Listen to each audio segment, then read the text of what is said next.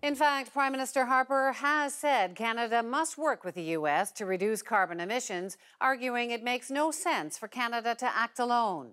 So critics say Obama's move today to regulate coal effectively puts the ball in Canada's court to reduce emissions from oil and gas. Here's Margot McDermott.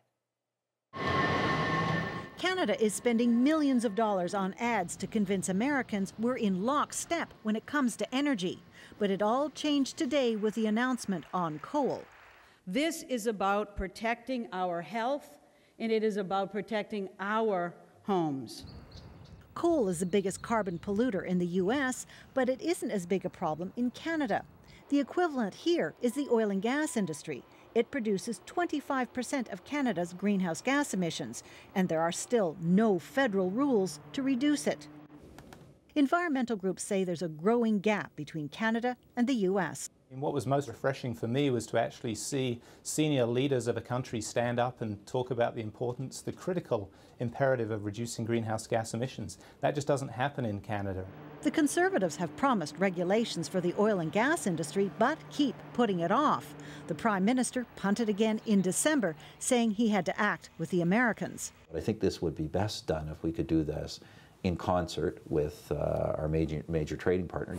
Canada already has new rules for coal-fired power plants. They will be phased in over several decades. Today, the Prime Minister bragged in Parliament Canada is way ahead of the U.S. We're acting sooner, we're acting bigger, and I asked the Leader of the Opposition to look at the facts.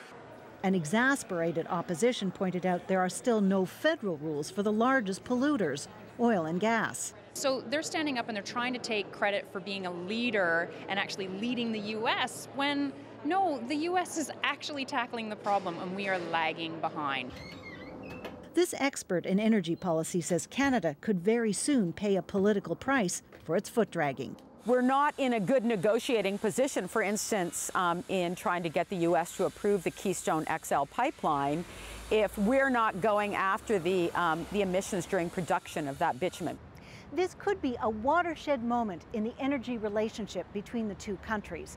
The largest polluters in the U.S. now have to cut their emissions. And with all the talk about harmonizing the North American energy industry, there are questions about whether Harper will now face pressure to do the same here. Margot McDermott, CBC News, Ottawa.